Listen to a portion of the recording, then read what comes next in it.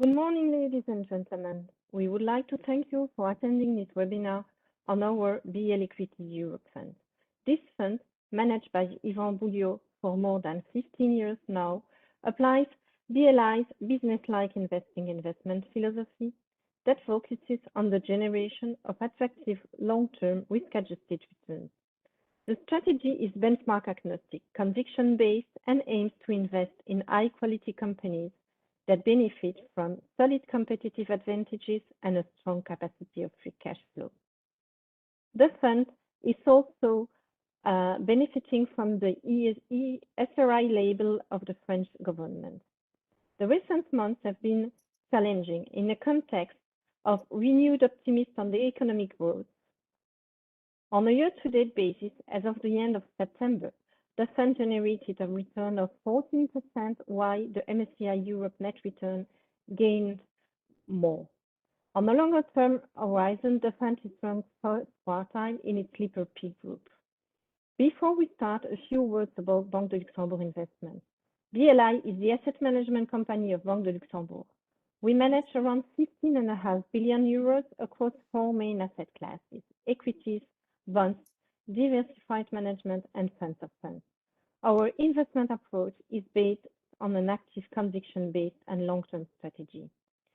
Please feel free to ask questions during the presentation using the chat system.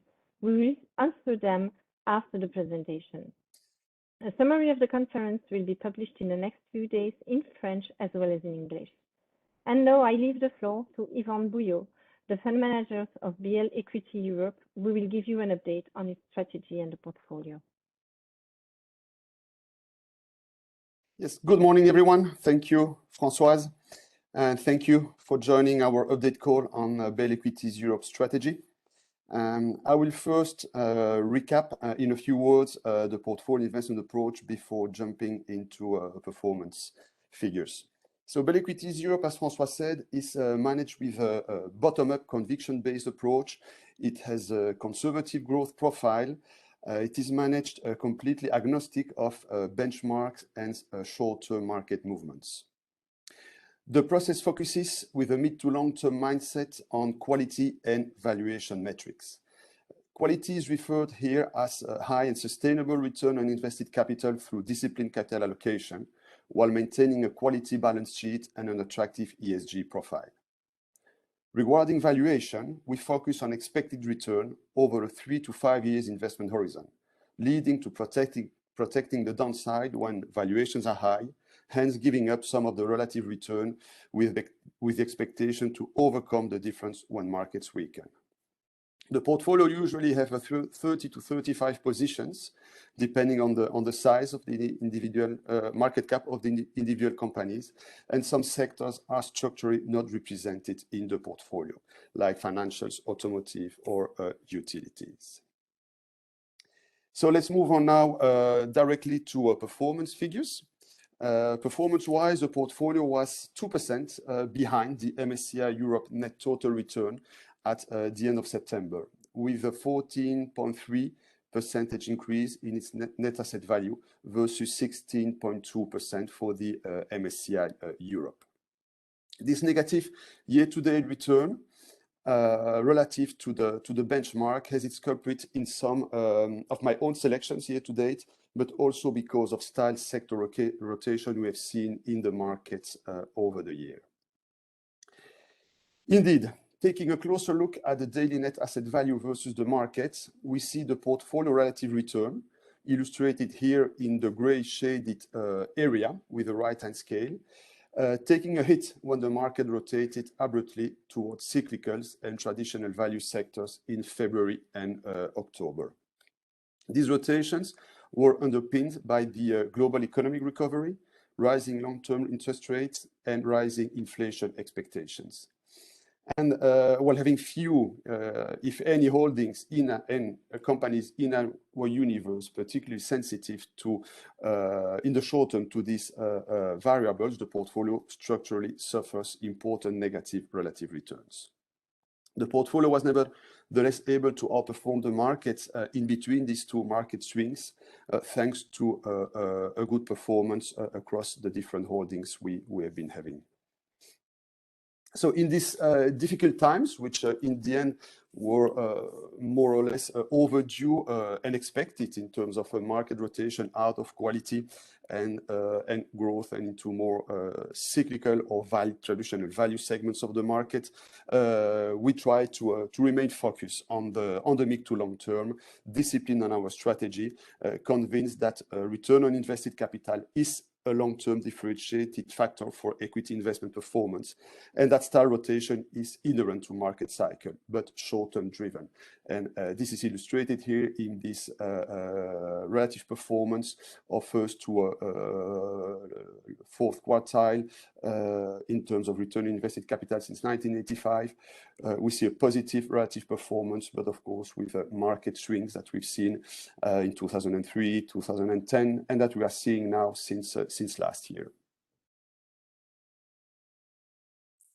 So let's move on now to the performance attribution of the portfolio. The performance attribution here illustrates the negative impact within the portfolio of not being invested in the energy and financial sectors, with a 1% negative impact from the not being invested in financials, or 63 basis points by not being invested in energy, and also negative impact from the material sectors.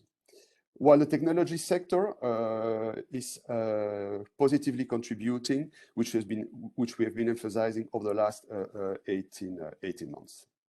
In terms of stock picking, no positive trend emerges year to date. While we have a positive stock selection effect in specialty chemicals, industrials, and healthcare, it is more than offset by a negative contribution in consumer discretionary and technology.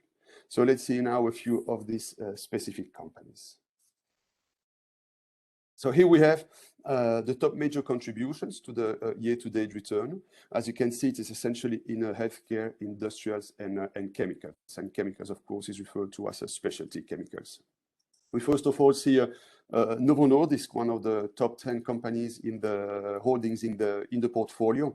Novo Nordisk, one of the global leaders in the diabetes market, has been doing very well in its core franchises in the US or in Europe, but also doing extremely well in obesity treatment, which is a new growing market for Novo Nordisk. And very positive news flow about its future penetration of its insulin products in China has supported the stock price year to date.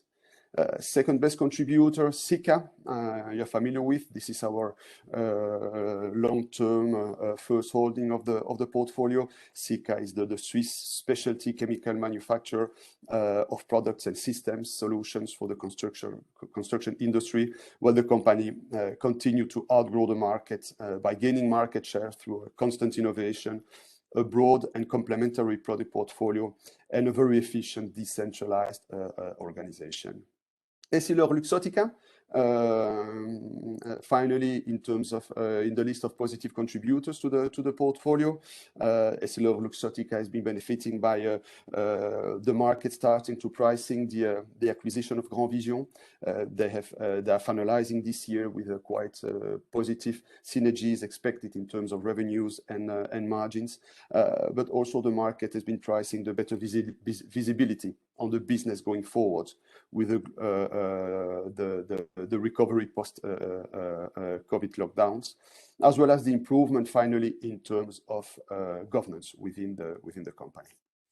Assa Abloy, industrial company, the fourth best contributor. Assa Abloy is the world leader in building access control systems, and the company here has benefited from the early recovery in its Asian markets, especially China, and also benefited from very accretive acquisitions done during the year. And finally, to illustrate it with Croda, the UK specialty chemical ingredient producer, which has benefited in part by its supplier contract for ingredients for the COVID vaccines. So we see here now the main detractors to the performance year to date.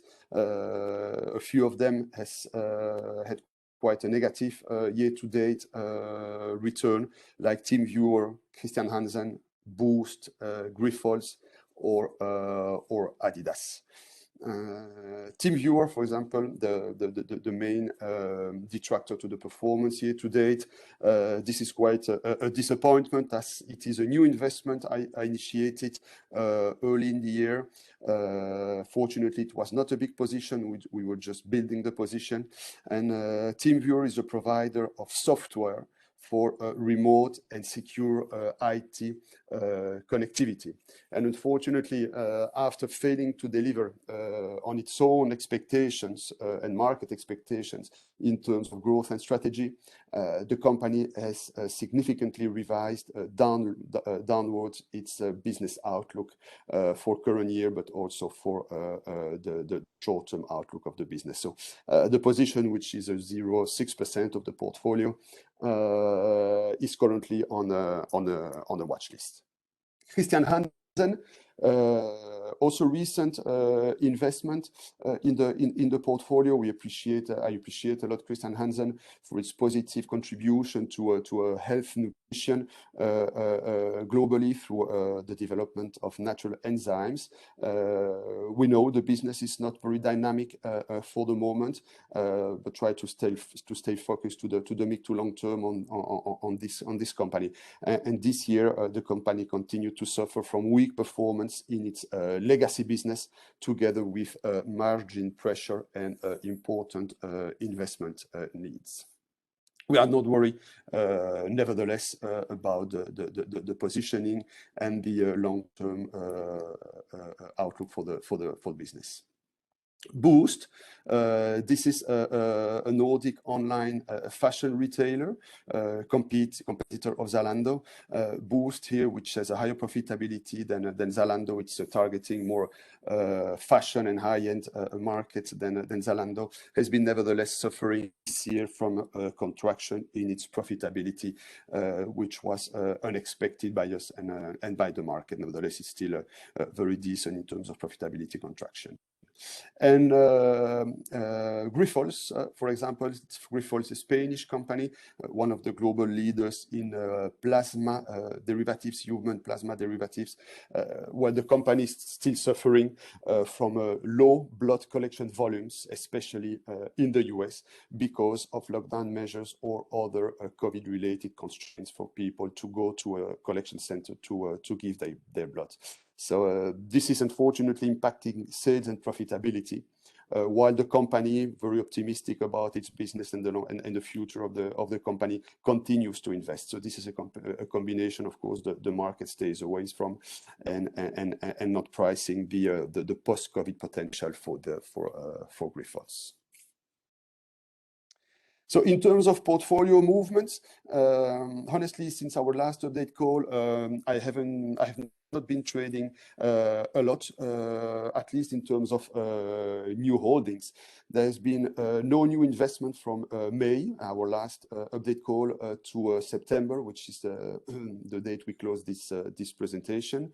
Over the last weeks, nevertheless, I started to build a position in Amadeus, the Spanish provider of systems to process transactions for the travel industry, with the underlying expectations that travel and tourism have touched a bottom this year and will normalize over time.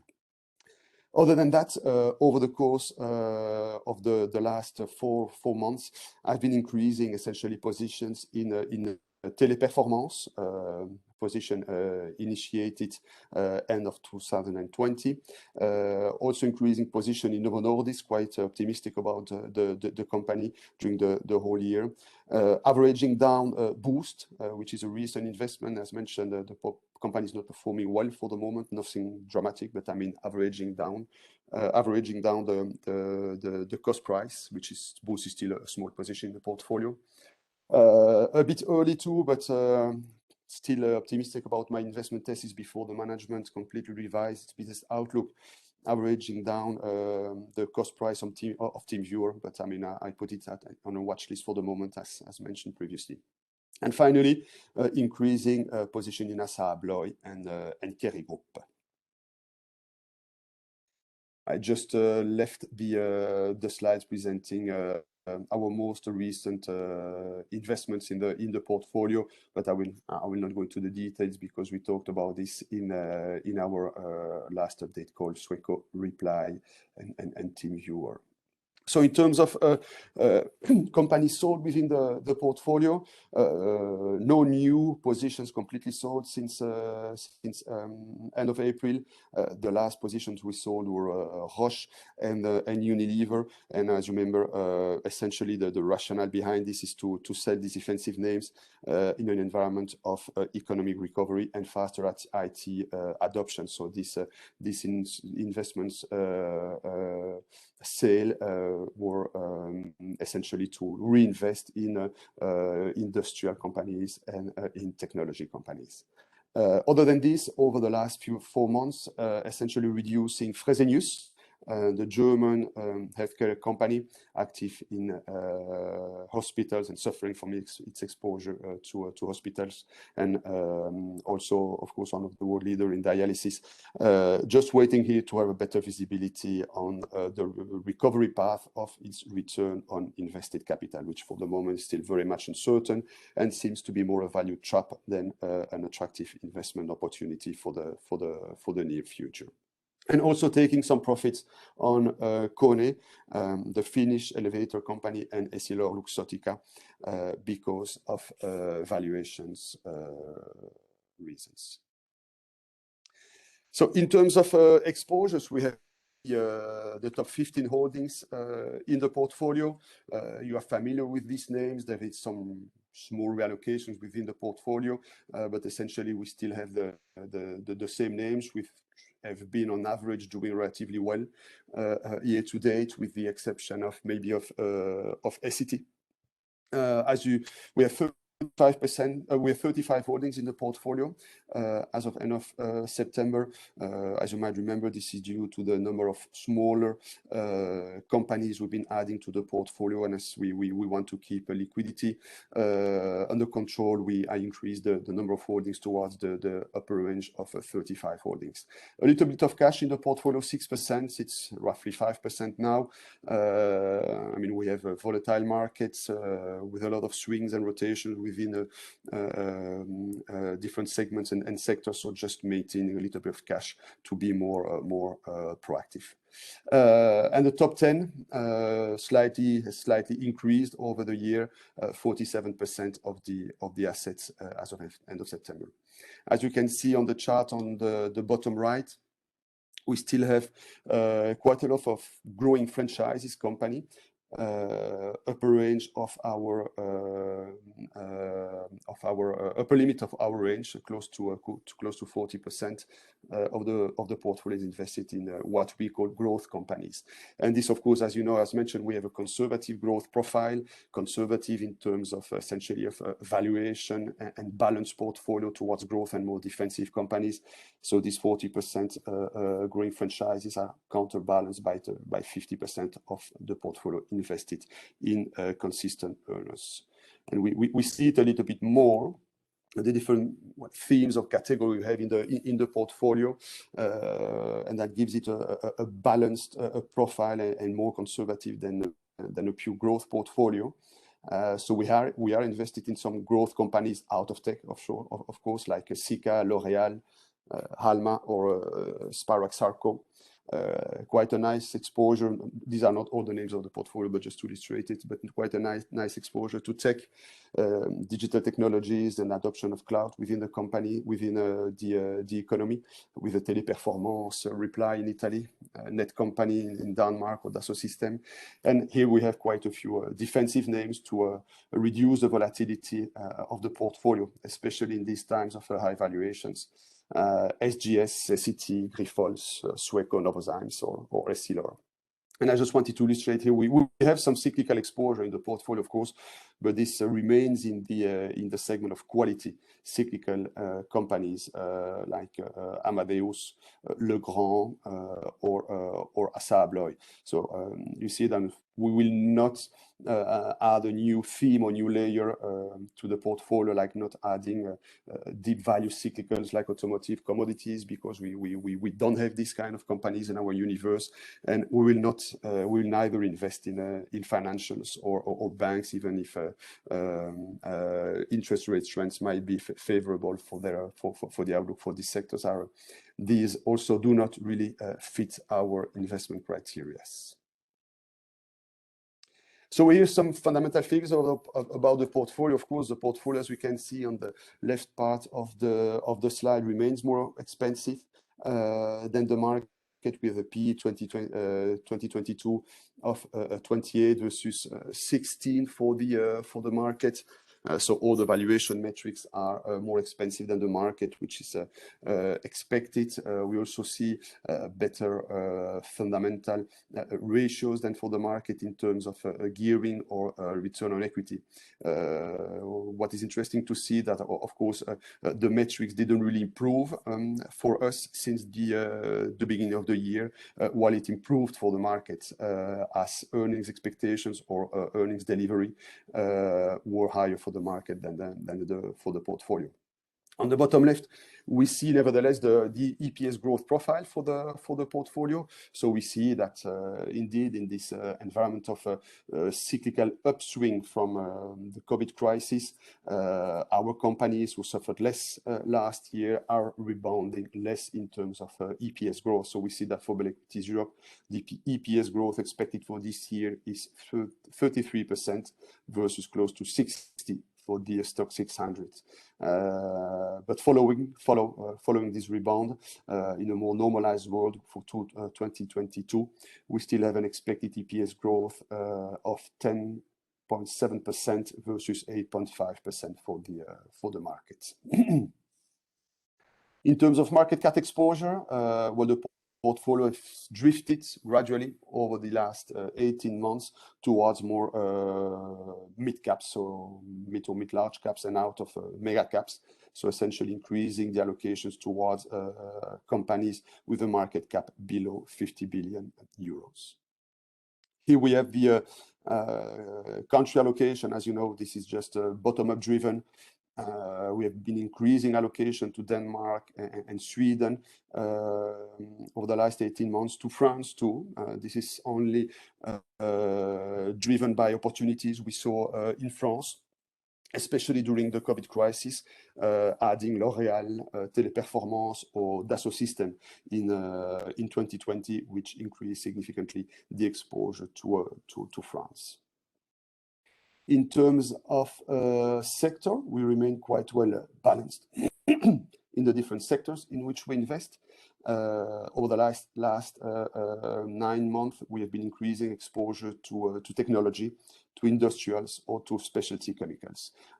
So more cyclically exposed industries like specialty chemicals and industrials, or sectors benefiting from structural investments within the economy like technology.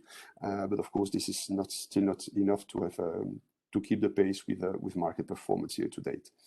And exposure towards consumer staples and healthcare have been reduced over the last 18 months.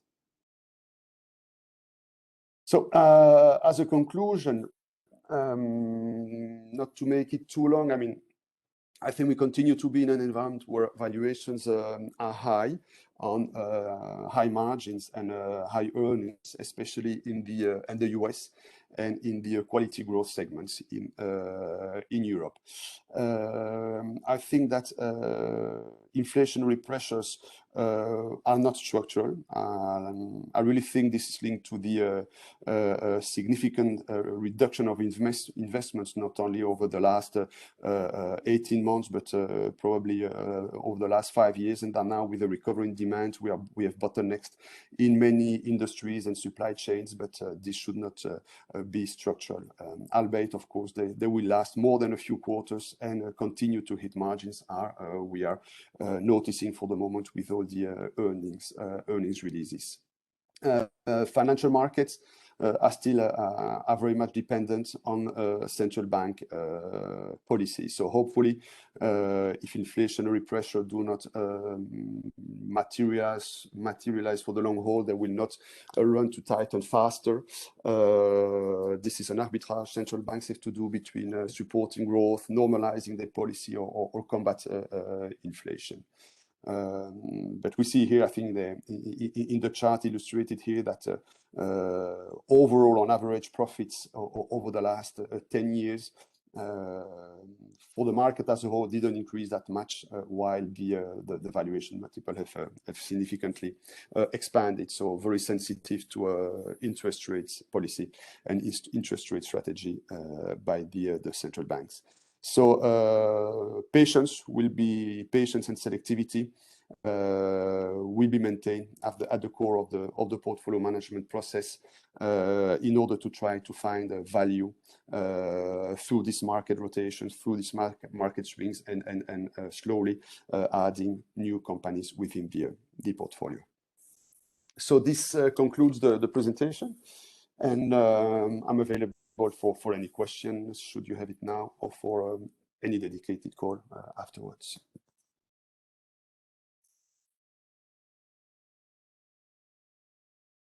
Thank you, Ivan. I do not see any questions at the moment. If you have questions, please ask them using the chat system so that Ivan can answer to them directly. If you do not have any questions, but you think about something you want to ask in the coming days, you can always contact your sales representative. They will be happy to liaise with us, and Ivan will answer all your questions. As I do not see any questions coming, I think we can close the presentation now. I would like to thank you all for attending this conference. And obviously, I would like to thank Ivan for the time and the very clear presentation he just made. Thank you very much to all of you, and I wish you a very nice week. Bye.